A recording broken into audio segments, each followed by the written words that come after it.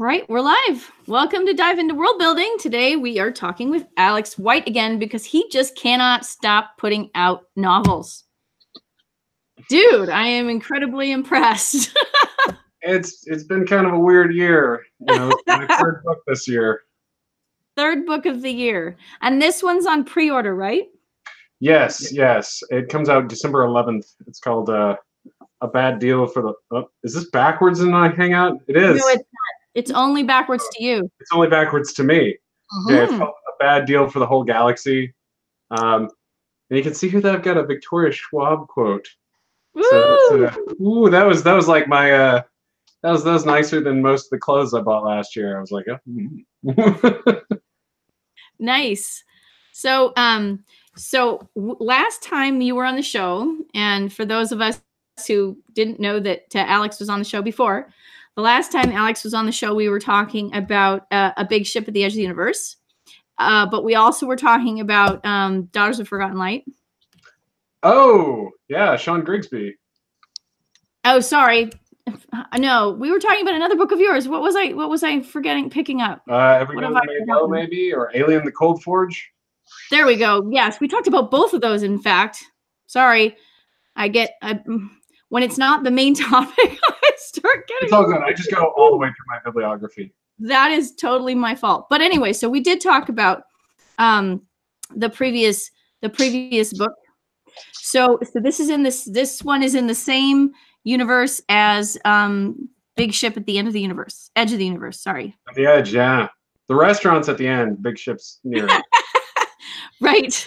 I remember you saying that. So these are the same universe then? Yeah, so it's from my series called The Salvagers. Yeah, it follows our salvage crew after they salvage the biggest, the most legendary warship of all time, and then and provide incontrovertible evidence of this horrible conspiracy. They're heroes and they're famous, and then at the beginning of the next book, there's a group of people that jump up and say, "Nope, you're crisis actors," and we're gonna start. Wow. Yeah, it's it would have been a different book if I'd written it like 3 or 4 years ago. I get that sense. I've just gotten tired of the rhetoric. What can I say? Sure. Well, I think a lot of people have, but I think actually it's very interesting.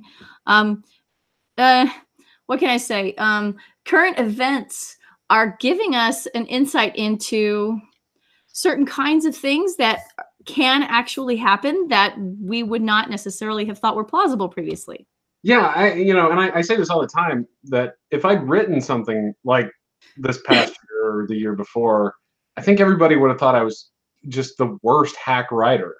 It's ridiculous. Like Facebook doesn't, sway elections, and Russian hackers putting out web banner ads, like that's crap. I'm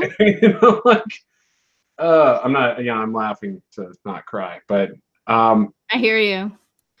But yeah, so I wanted to kind of bring some of that into A Bad Deal for the Whole Galaxy, and talk a little bit about, essentially like what kind of person does that appeal to? And, originally I'd wanted to go with something a little bit more toxically masculine for this cult of people, because, let's face it, that's probably the actual.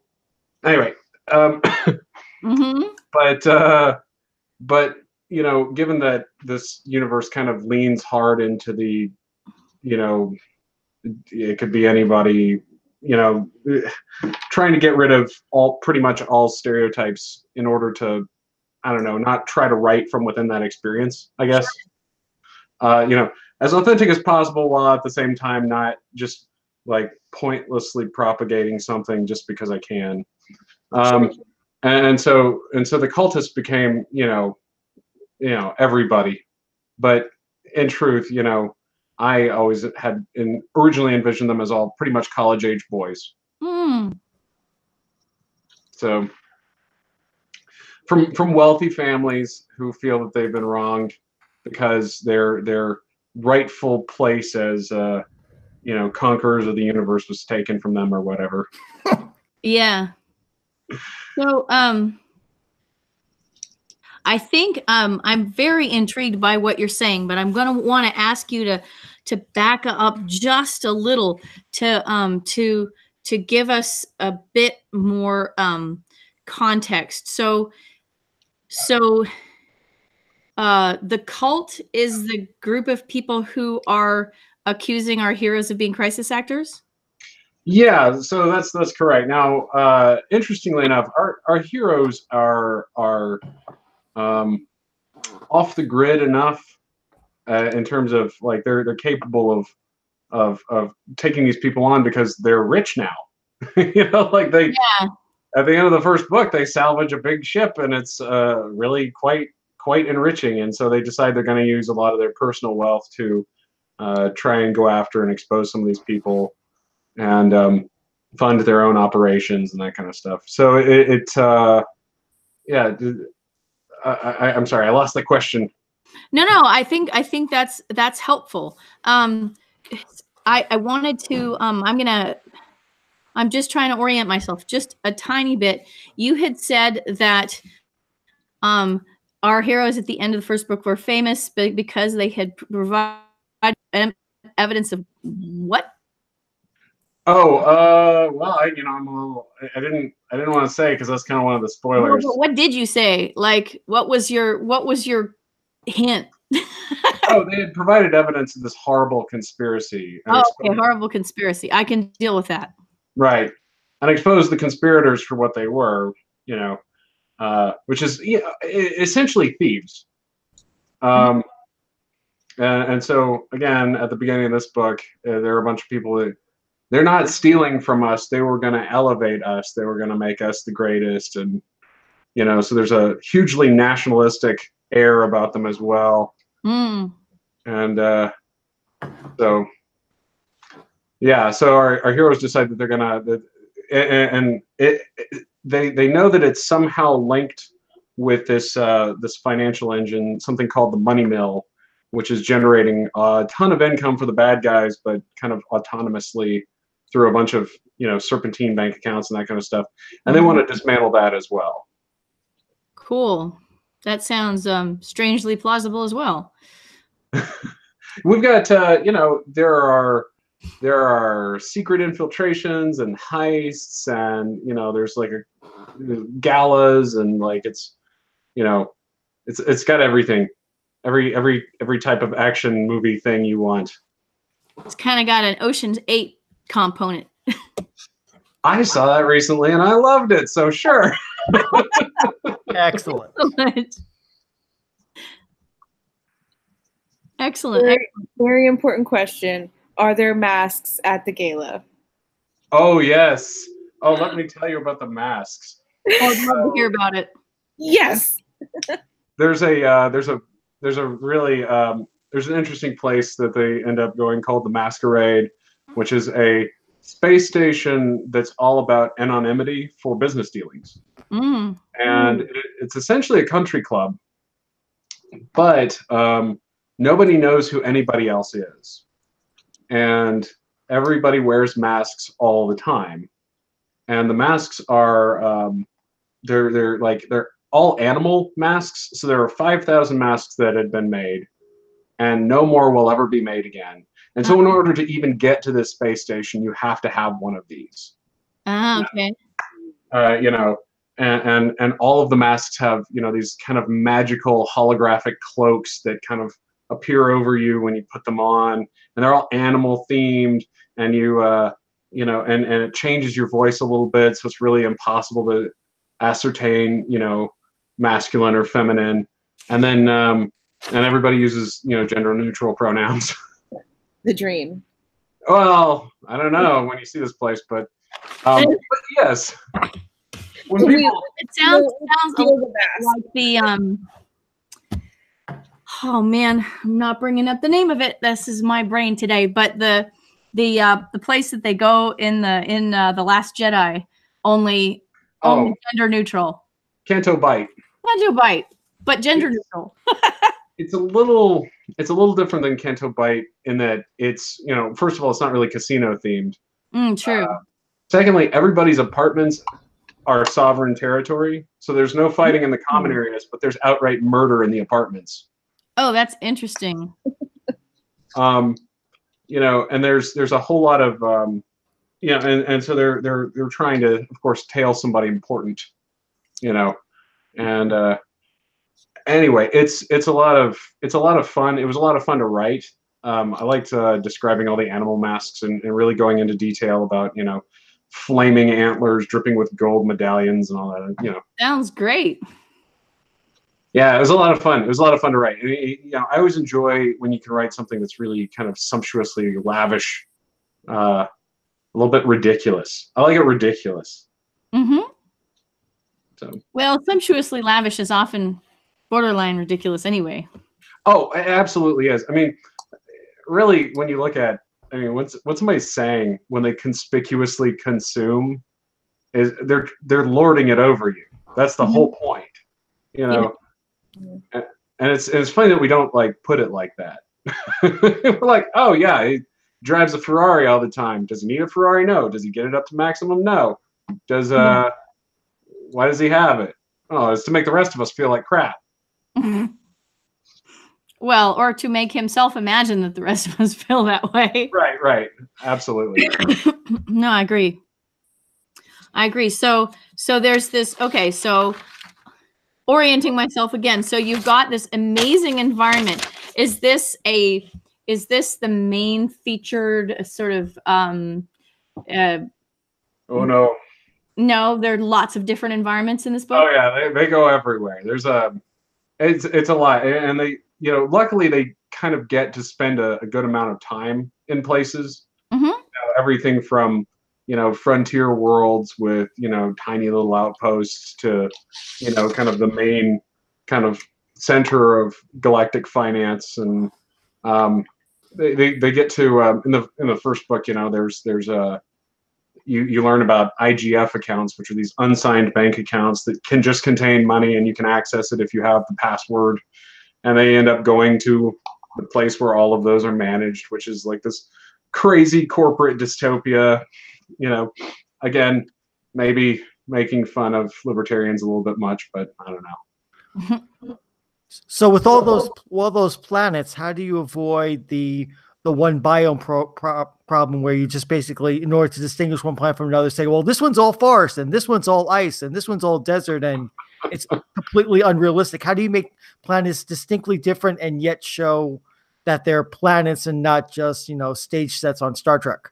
Well, more importantly, it's not just one biome; it's always one people that I have a huge problem with as well. Yes, I've often felt that fantasy fiction, particularly old fantasy, that's goblins are like this and elves are like this. But oh my gosh, I really everybody. And I know that I'm not the first person to think that sounds like a shorthand for describing other races. Mm-hmm. And I think you can easily fall into that as well when you're crafting planets. Now, if there is a significant amount of life on that world, then I tend to say it's got every biome, and people from it, may have some stereotypes that come from their planetary laws, but generally speaking, they don't. And every planet that contains anyone, any large population, is extremely diverse. So the one exception I would say is hot worlds and ice worlds. Hot worlds are a little bit easier to kind of say well, they still are going to have a whole lot of biomes. But ice worlds, I mean, it's not hard to imagine, planets that are mostly like Antarctica, which are only habitable along a central belt. Sure. Snowball Earths. The snowball Earth theory. Right, exactly. And so it makes it, you just write what you think Pluto's like, and then well, I mean, that kind of temperature does tend to put a damper on diversity of ecosystems, I guess. Oh, sure. Well, and it always gravity is always kind of a thing that I'm I don't know about this, and You know, of course, we've got the old trope of kind of standard time, like that would mean anything to anybody in a relativistic setting, and Yeah. so I don't try too hard, is what I'm saying. Like, I know the rules and break them. That's fun. So, okay, so this is starting to come together for me. I'm kind of trying to imagine your universe here. So, because you have your protagonists are very mobile because they are salvagers and they have the ability to travel faster than light. Yeah. Actually, they Or don't. No. No, they can only travel faster than light if they get near one of the jump gates, which again, Okay, so not they the first have the person ability to travel very quickly, but because of jump gates. Yes, and the thing about jump gates is that they can send you to anywhere, but if there's not another one on the other end, that could be a problem for you, right? If you're under impulse power. Yeah. So incorrectly plotting your course will kill you. Okay. And Nice. so there are ships that are equipped with jump drives. Those are just those are capital ships usually, or things that are linked to capital ships. There are very, very few civilian ships with a jump drive. What do you have in the universe to restrict civilian ships from basically having these jump drives? Is it cost? Is it cost? Oh, okay. Yeah, it's there's an element that's kind of the oil of this universe, which is solidified magic called Eidolon crystal, and everything that's a piece of magical machinery takes that, including the jump drives. And so the purer the crystal and the larger the crystal create kind of an exponential relationship for how expensive they are. But at the same time, like using resistors in series, it's not as good as having the correct resistor most of the time, right? And so you have, signal damage if you end up passing through a whole lot of these Eidolon crystals as opposed to, using one correctly sized, correctly, flawless one. Okay. Based it on the diamond grading system. Oh, the 4 C's. Mm-hmm. Clever. So did you have to go and research the diamond grading system to do that? Sorry?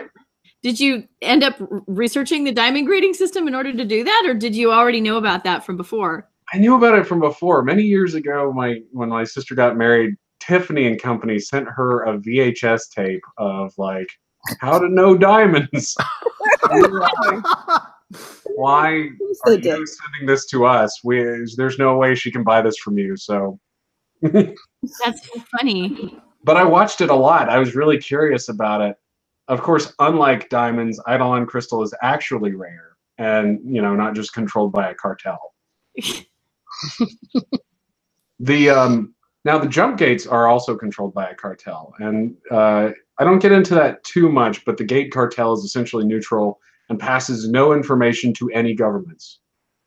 And the reason that nobody has been able to, stop them is because they'll just shut down the jump gates and cut off your entire planet. Yeah. What do they get out of that? What do they trade in? Tolls. It's just tolls. They're very, very, very rich. I'm sure that's enough. For most people, apparently it is. So, yeah, they haven't yet figured out that you can have enough money, I guess. Okay, so clearly our heroes are having to pay the tolls to use the jump gates then? Yeah, that's correct. Now, for our heroes at this point in the story, in the previous book, that hurt them. Every time they took a toll, it was like, oh man, it's another leg of the voyage. It's so expensive. But at the beginning of this book, they have millions and millions of argents apiece, which I'm guessing are kind of like US dollars. I don't really know. Yeah. That's just how I make up those price ranges. In previous books that I've written, I don't reference money at all for that exact reason, because I'm like, I don't know what the conversion is going to be like. Oh yeah. Sometimes it's worth pinning it down and trying to find a conversion, and sometimes you're just like, let's work with what we have. Right. Well, and so for example, I would imagine that the cost of using one of those jump gates would be very similar to the cost of putting like a container on a Maersk container ship. Interesting. So I'm always trying to come up with a real world analog for the thing that I'm making up, so that I can, kind of make it seem a little more legit. Make it seem like you thought about it. Right, exactly. No, I mean, you did think about it if you have a real world analog. Well, it's true. It's true. And I find that you can kind of draft on that a little bit, and not work as hard because, there are peculiarities about the real world version that you can kind of work through. So if you're we have to assume that there are going to be people that have, regular paid accounts with the Jump Cartel, or with the Gate Cartel. So what are they going to be like? What are they, where's the Gate Cartel's headquarters? Is that dangerous? What would happen if one of them were kidnapped and everybody thought, oh no, the Gate Cartel's going to shut off our planet? Well, that's a whole other book you could write, right? Right. Oh, absolutely. That's the YA version, right? A couple of high schoolers too close during kidnapping.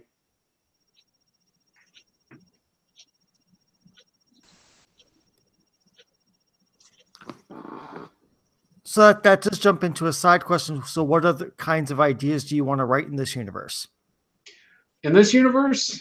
That's a good question, because I kind of have the series planned out. If it does well, then I've got, kind of the next couple of books in the arc, kind of ready to start writing. But if not, I'd really be interested in writing about some of the characters, some of the side characters from the story. One in particular that I'm very, very fond of is a character named Checo dos Santos, who is who has the sculptor's mark. So the sculptor's mark is so all the spells in my story are, like the shield master's mark or the mechanist's mark or whatever, Yeah. And so you trace your glyph or you make your mark, and then it's magic, and so Checo's power, the sculptor's mark, enables them to basically pull on their bones and flesh and change hair color and all that other stuff really quickly.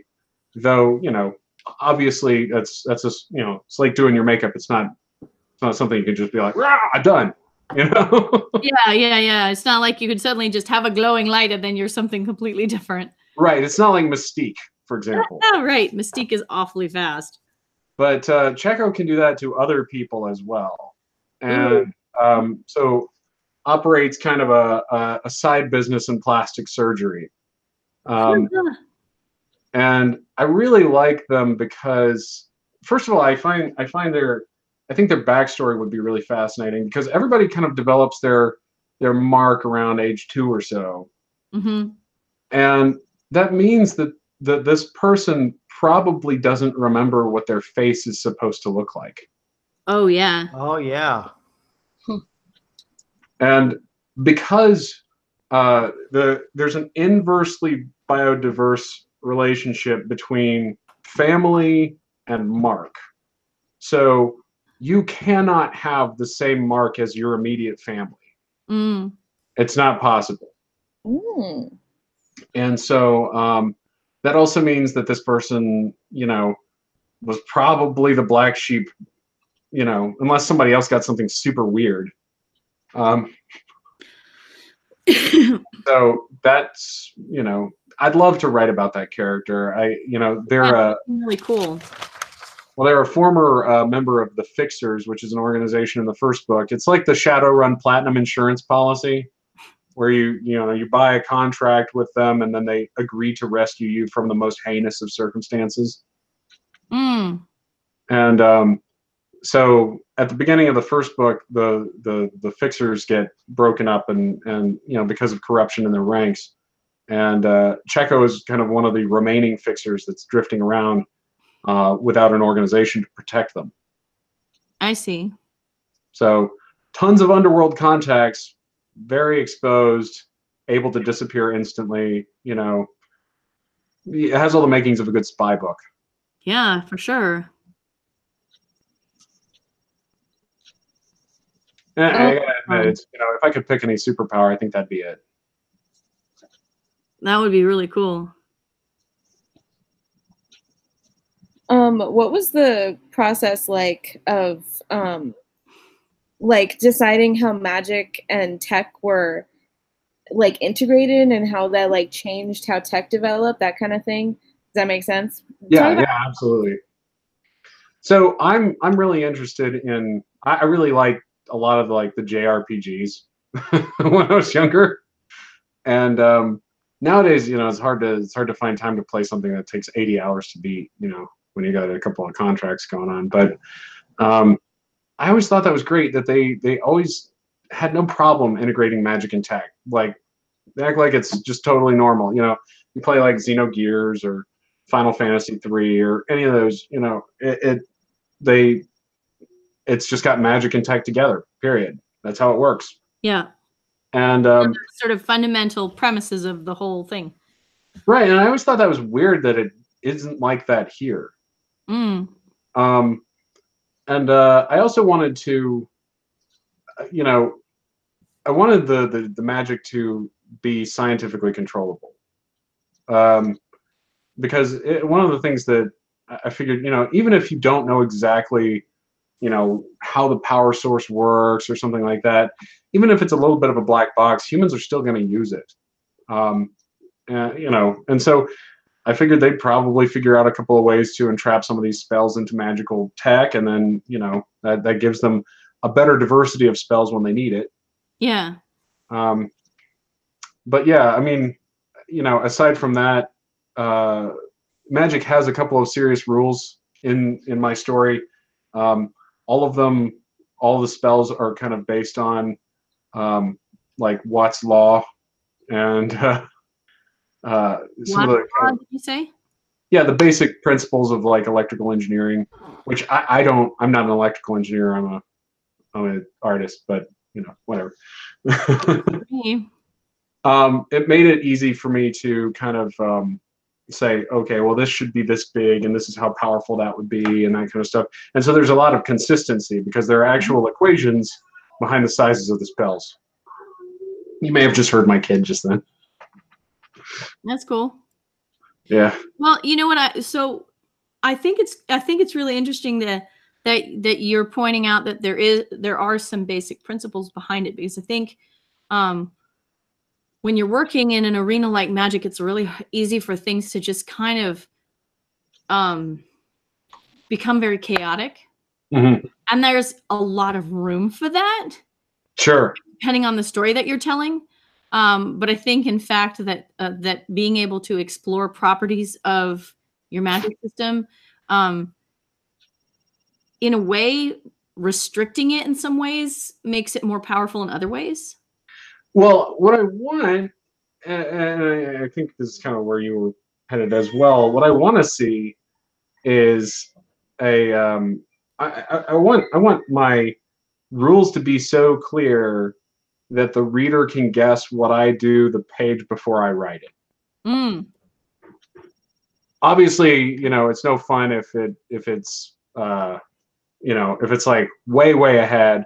Mm-hmm. Likewise, if it's too late, then the reader will just kind of feel like it's Deus Ex Machina, right? Mm-hmm. But it's just like any mystery, a well-written mystery makes you feel like you solved it, even though really about 5 pages before you were handed the solution. Right.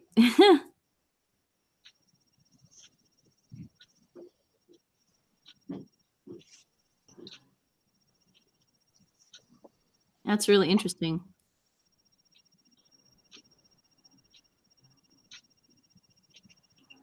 I'm sorry. I'm like, much talk. Do I need to keep talking?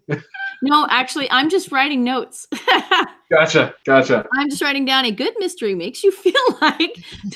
So because I write this up afterwards, I get Sure. significantly delayed, but I like to make sure that people can enjoy what we talked about, even if they couldn't participate. So, Well, and I think of, yeah, I really hate like Merlin style magic, for example, where things just kind of randomly align in the hero's favor.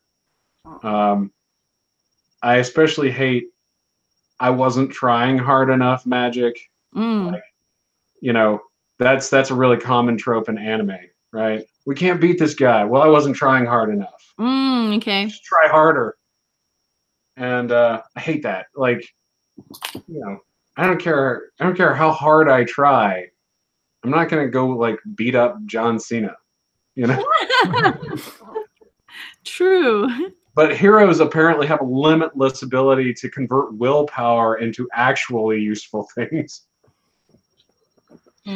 That's funny. Yeah. So what books or other works have magic systems that you actually enjoy? Well, there's the aforementioned RPGs. I really like that. Yeah, I really like how systematic everything is. Because it still kind of preserves a little bit of the wonder. Like, oh, it's so cool. There's motes of light and a giant flaming dragon. That's great. But then it's like you can only really do that like once per day, though. I tend to like that. I tend to like I said, very systematic magic. In books, that's a little trickier because, like, for example, I tried to read. This is gonna sound really mean. I tried to read Dragonlance as an adult, as like a 30-year-old person, and I found that it had a lot of kind of turn-based language in it, and it just felt very like, and then so and so did this D&D thing, and then this D&D thing, and so overly systematic magic can you could see this. You could see the dice rolls. Right, exactly, and they did that on purpose, and so like I'm not dogging them for it, and those two wrote my favorite. It's not the right thing to do, right? Sorry, what? It's intentional, and it may not work for you. Right.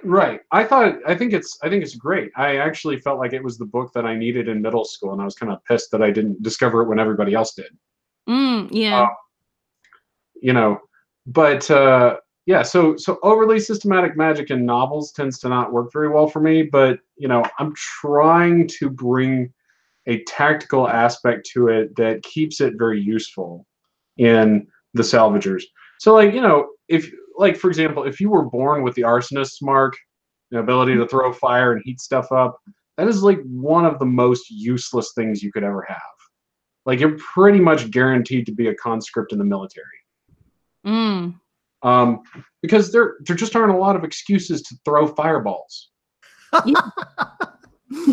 Right? And even if we let's say we put you in a hostile environment, right? And you're running along the battlefield. Okay, well, the enemy came with vehicles and stuff, and radar and air superiority, and so it's still useless. Right. When's the last time anybody pulled out a sword? That's the level of useless it is. I mean, so the kind of thing that was great in ancient Rome, but not so much today. Right. Yeah, back when people were, actually throwing Greek fire and stuff, that was key. Right. Perhaps not now. So yeah, so a lot of the characters do have tactical applications to their spells, but I try to keep a lot of them pretty general. And they really don't use it very often either. Magic doesn't just get busted out every 10 minutes. Because it'd be kind of like saying, like, I'm sure, when you're young and when it's, kind of your first time, that's really exciting and you want to keep going and you want to, magic up the whole place, right? But, I don't like climb a flight of stairs for no reason. Yeah. But every time I get at height, I'm like, wow, this is cool. I'm really glad I'm up here. But like, I'm not gonna just go up somewhere. Yeah. So Well, I like that you're exploring the sort of social consequences of the various types of magic use. That's yeah, a really interesting aspect of the series. so there's, I mean, one of the things that I kind of wanted to work with a little bit is there's going to be some types of magic that are inherently unethical, Mm-hmm. right? Like, there's no good way to torture someone. You know, that's just wrong. What Right. if, what if that's what you're born with? You Right. know, or what if you're born with something that just outright kills somebody? You know, like God, you know, okay, that's pretty Yeah. much useless. So, congratulations. Yeah.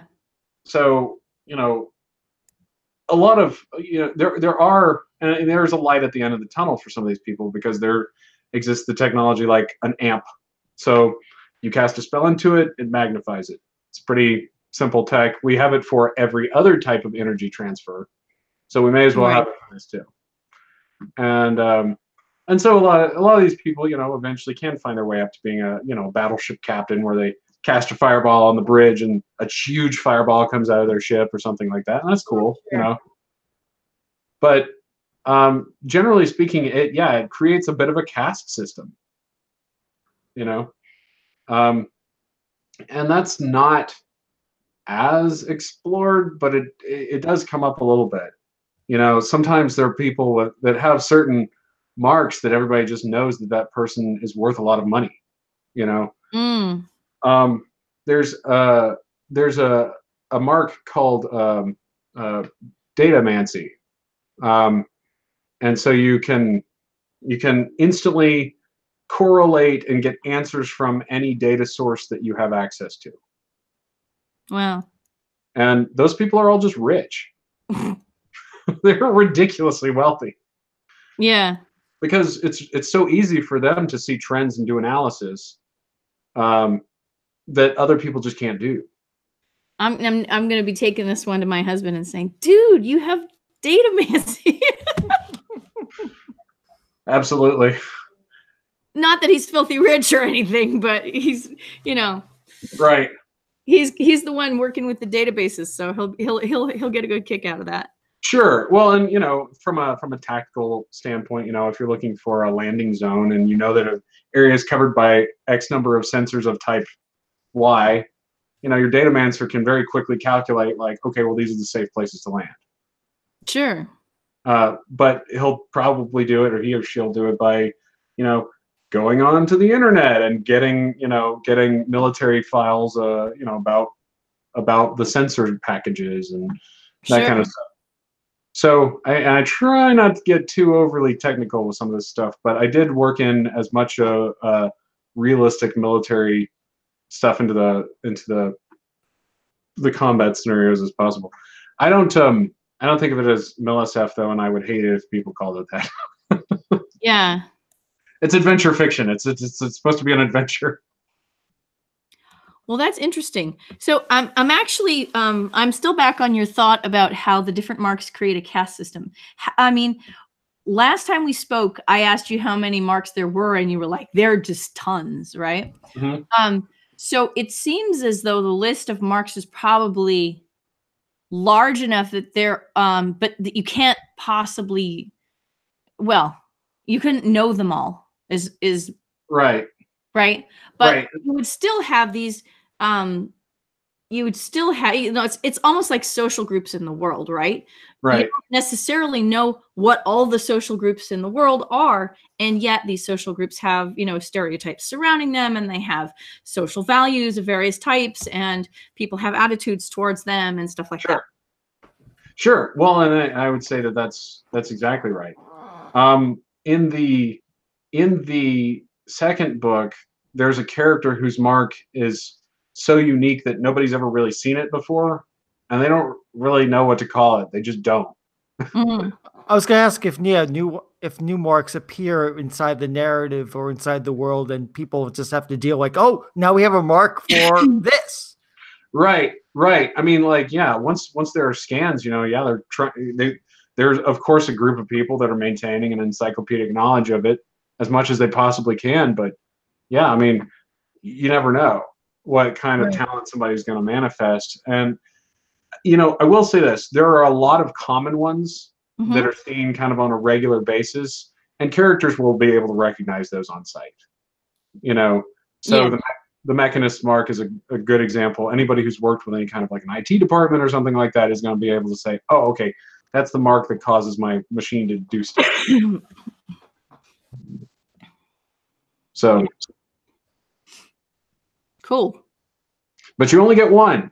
Just a reminder to any previous listeners: you only get one type of mark. And that's it. So if it's fire, you know, that's the easy example, because you know you can use that to warm yourself up, or you could use it to blow something up. Yeah, and just for context in the discussion, I'm going to bring up something that you mentioned last time, which is that it is vanishingly rare for someone not to have a mark at all. Oh, that's right. That's right. Yeah, that's true. So one of my two main characters, Boots, doesn't have a mark. She has something called Arcana Dystocia, which everybody thinks is like the worst thing that can happen to you. So, because everybody's vaguely a little bit spiritual about their magic, and they're phobic of losing it, Mm. to the point that, so there are certain, you know, like indolence gas, which is it's a type of gas that suppresses all magical effects, and you know, people are deathly afraid of getting trapped in a cloud of that and somehow losing their connection to magic. Mm. And so yeah, and everybody's, you know, there's an organ that they use to cast, and so Boots doesn't have that organ, but everybody else does. So it's 1 in 5 million, I think, was the number I gave. Mm-hmm. So even if you have a useless power, it's still a power, damn it. That's right. Well, and the other thing is that it does kind of translate to some innate senses. You know, like for example, we don't think about the fact that we're smelling stuff all the time. You're never not smelling something. But Right. if that vanished from you, like right now, you would freak out. Yeah. And you know, let's face it, most of your world doesn't depend on your ability to smell things. But if you told somebody that you would never smell fresh baking bread again, they'd feel really bad for you. Right. Now imagine that we use your smell to authorize your bank account and you've got the salvagers. Right. Because marks are also a form of biometric identification.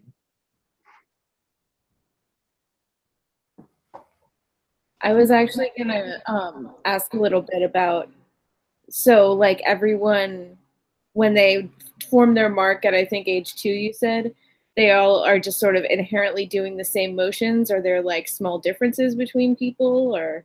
There are going to be small differences. I think there are, you know, stylistic differences as well. I think it could be as unique as handwriting. You know, we all know what the letter A looks like, but you know, it's almost impossible for two of us to write it the same way. Yeah. Okay, that makes sense. Yep, and you know, that's why you know, it's sometimes they'll call it scribbling, you know, that kind of stuff. Right. Because there is literal writing involved in the process of casting the magic. That's right. That's right. You focus your magic into your fingertips and you write out something and it turns into a spell. Hmm. Yes, you could technically write with your feet, for example. Just I know it's what I get that one sometimes. Good point. Could you do it through, I guess there's no reason you couldn't. You could do it through like a prosthetic too. Oh yeah. Because that's the other thing is a lot of those things, you know, like for instance, making a circuit that just transmits the power that you put into it, is pretty simple. And so any prosthetic in the salvagers is going to have finger pads for that. Interesting. Also, you can use machines to help you cast as well, which those haven't really, I haven't put those in, but I was, yeah, I mean, But yeah, it's a big world. There are a lot of places still to go. oh yeah, yeah, and I mean, the other thing is so right now I'm working on the end of the third book, and we're getting into some of the like really wacky ramifications of magic, and it's I'm trying not to let it go to like Chronicles of Amber kind of weird, but it's pretty weird. What's wrong with Chronicles of Amber? I liked it. I don't know, but like, well, but it's not your series. No. I mean, there's a whole lot of changing dimensions and folding space and not looking at what you think you're looking at and all kinds of wacky stuff. So. I think it's kind of fun to explore the logical limits of a system that you've created. Oh yeah. And this one's fairly mature because I had done another novel with a almost identical magic system back in the day that had become a fairly popular podcast called The Gearheart. Right, I remember you telling me about that. Yeah. And it's funny because the goal of the characters in that setting, in that setting almost nobody has magic. Nobody's ever heard of it really. And it's just there's clandestine organizations that control most of it. And there's one in particular that eliminates all other organizations with extreme prejudice, because they believe that no one should have magic until everyone can have magic. Mm. And our main characters in the Gearheart are actually members of that organization. And so their goal, their social goal in that series is, let's make sure everybody gets the ability to cast spells like we can. Well, in the Salvagers, they have that. It's not that great. So it's kind of fun to have written something where these characters make speeches and would die for this, and they care so deeply about it, and then to kind of take the next series and say, but that's kind of stupid. Well, I mean, it's theoretical until you actually see it in action, right? Right. Well, I think a lot of people, that's pretty relevant to politics. Yeah. So ideas in action are not always quite the same as they are in our minds. Well, and sadly, there's a saying that's, you don't know what the law is until you passed it. Mm. Well, it's it reminds me a little bit of the way that rules work in games too, where you don't know what the consequences of a rule change are to the dynamics of a sport, for example, until you just add the rule and you see how it plays out, because it's impossible to think through all of the possible scenarios that could happen as people are just sort of flinging themselves through the sport. Absolutely. Right? Yeah. And I've designed a couple of games, and I'm familiar with that type of tinkering, where it's you make a change and it sounds great, and then you get in there and somebody says, "Yeah, I can actually win the game by losing," or something. Yeah. and at least the bad actors in the system, is like your one friend who likes to min-max, right? But like with laws, the bad actors are literally everywhere. Yeah.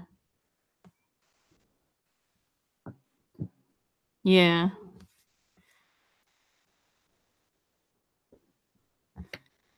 Cool. Well, here we are. Time flies when the topic is so interesting. Alex, it's always just a pleasure to speak with you. Absolutely. I'm excited about seeing how this book does, and I really appreciate you having me on. Well, hopefully some folks who wouldn't otherwise have gone a peek ahead will get a little peek ahead and go, "Oh, that sounds so cool! I got to buy this book because we can pre-order it right now." Yeah, December 11th. And thanks to at Shock Value Cola for showing up. Yeah, absolutely. So, fabulous. Well, so we are going to meet again next week. The topic that was suggested was proxemics and politeness. which sounds very hard to understand, but it's talking about very basic kinds of behaviors, like when do you sit down? When do you stand up? When do you lie down? When is it appropriate to do so? You know, what does it mean to be taller or shorter? And what parts of your body are you supposed to show or hide in being polite? So I'm dying to know, what is the correct distance to hold the door for someone? Right? Because so, as a southerner, that gives me serious anxiety. Topic. So that's going to be our topic next week, next Tuesday at 4. And so anybody who is currently here is welcome to attend again at any point and join us for a topic. So I'm going to say thank you very much again to Alex. This sounds like a really super fun book, and I hope everybody goes out and finds it. Oh, me too. Absolutely. So go find it. And I'll stop the broadcast. Thanks so much. Thank you.